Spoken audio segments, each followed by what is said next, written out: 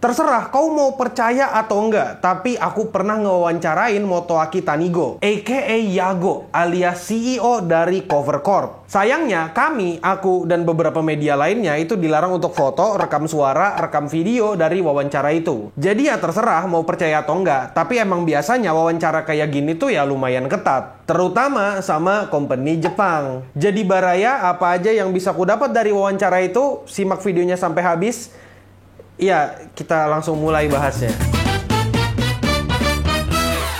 Halo para wibu denial, aku mau mengingatkan dulu. Sebelum aku mulai, aku boleh minta tolong nggak untuk like video ini dan sebar videonya juga. Karena aku yakin ini bakal berguna, bahkan berguna untuk pembelajaran bisnis untuk company-company VTuber yang ada di Indonesia. Karena ya lumayan gitu berbagi pembelajaran dan kau bisa tahu bagaimana gerak bisnisnya Hololive selama ini. Meskipun gak secara mendalam, tapi ya setidaknya kau dapat gambaran luasnya. Sekarang kita langsung ke pertanyaan pertama. Pertanyaannya adalah apa alasan Hololive buka cabang di Indonesia? Mungkin kalian pernah dengar kalau secara ekonomi sebenarnya secara spesifik itu punya pengaruh yang gak cukup besar di perekonomian VTuber. Jadi wajar dong kalau ada orang yang mempertanyakan kenapa Hololive membuka cabangnya di Indonesia. Apalagi kita sama-sama tahu dan sering lihat ada meme. Kalian mungkin tahu atau sering lihat meme yang kurang lebih ngomong kayak, kau berharap aku memberikan uangku kepada orang yang jauh lebih kaya dariku? Terus itu mukanya muka Squidward. Ya, ketika ada yang bertanya seperti itu, Yago kurang lebih menjawab seperti ini. Dia membuka cabang di Indonesia karena dia melihat banyak orang Indonesia yang suka dengan budaya pop culture Jepang. Bahkan saat dia datang ke acara Komifuro sebelum Gen 1 Indonesia itu debut, dia melihat kalau ternyata orang Indonesia itu cukup antusias dengan anime. Menurut Yago, dia melihat tren VTuber di Indonesia itu sudah mulai naik, baik yang indie maupun Hololive itu sendiri. Dan dia melihat perkembangan ini sangat pesat di Hololive Gen 3 atau Holo Hero. Jadi, Yago berharap kalau kita, Indonesia maksudnya, bisa menikmati perpaduan dari dua budaya ini. Kurang lebihnya, Yago ngomong kayak gitu dari beberapa pertanyaan yang kugabung jadi satu. Pertanyaan kedua adalah bagaimana konsep VTuber?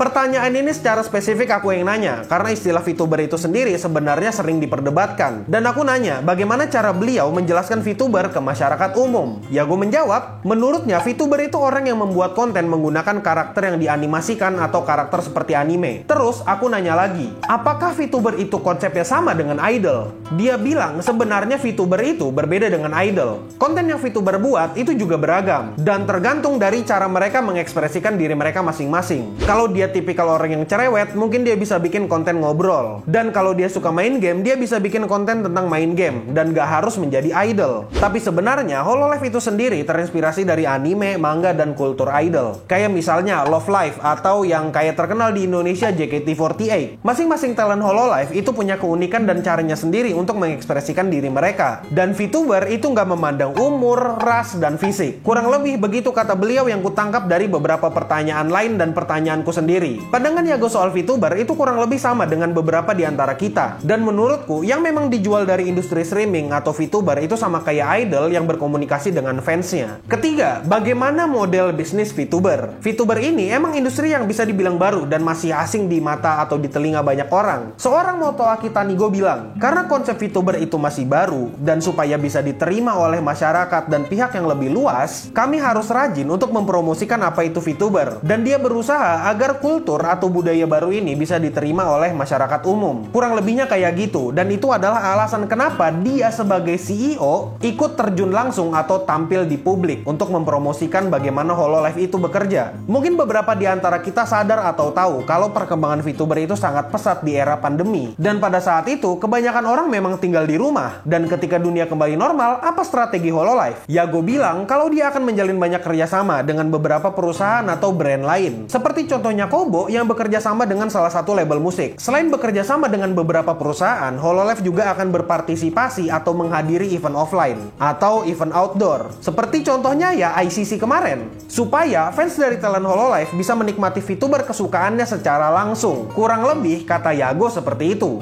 Dan menurutku ini adalah langkah yang bagus dan bisa ditiru oleh agensi lokal. Dan saat ini agensi lokal yang kulihat sudah melakukan hal itu adalah Rememories. Shout out to my bro Pak Wendy. Keren kamu Pak Wendy udah membawa Rememories ke talentmu ke event offline. Oh, sama juga ada Livi Pro, itu juga pernah bikin acara offline dan pakai talent VTubernya sebagai MC. Dan pertanyaan keempat adalah, apa saran Yago untuk agensi lokal? Dari semua pertanyaan yang Yago terima dan jawaban dari Yago, aku bisa simpulkan kalau agensi lokal itu harus bisa beradaptasi dan membuat sesuatu yang unik. Dan cara untuk mendapat keunikan serta adaptasi itu adalah dengan cara bersaing dengan sehat. Kurang lebih seperti itu yang dia bilang. Jujur, sebenarnya aku mendapatkan banyak insight dari wawancara itu. Dan meskipun tanpa ada bukti video atau bukti foto atau bukti rekaman suara, aku masih ingat sama apa yang beliau katakan. Ya, sebenarnya jawaban beliau aku catetin sih, tapi ya kurang lebih aku masih ingat sama apa yang dia bilang. Jadi apa sih yang bisa kita pelajari dan bisa kita simpulkan dari wawancara bersama Yago ini? Kesimpulannya adalah pentingnya meneliti pasar untuk industri baru, terutama dalam konteks ini adalah VTuber. Kemampuan dalam meningkatkan pendapatan itu juga penting untuk perusahaan supaya bisa berkembang. Dan semuanya itu bisa dicapai ketika agensi VTuber itu bisa beradaptasi dengan kemauan pasar. Dan mereka harus mau berinovasi untuk mengikuti perkembangan itu. Dan jangan lupa juga untuk menjalin kerjasama dengan pihak-pihak lain. Dan gak cuma di sekitaran VTuber itu doang, tapi diperluas lagi kerjasamanya, entah ke label musik atau apapun itu. Dan itu aja kesimpulan dari wawancaraku bersama Yago. Aku admin Yami dari Cleansound Studio. Stay clean and sound.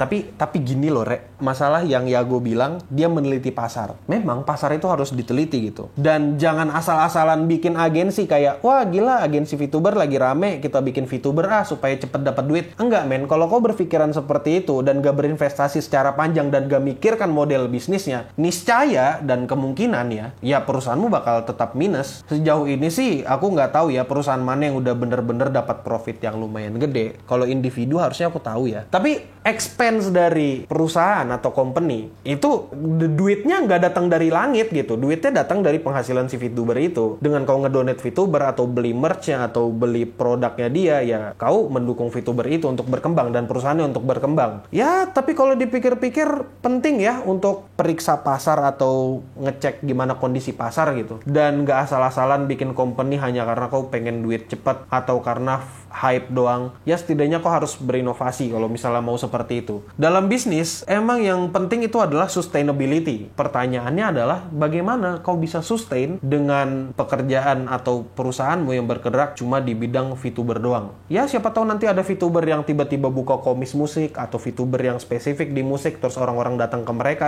jadikan mereka sebagai klien gitu. Ya banyak possibility. Kalau mau tanya-tanya, silakan tanya ke beliau langsung.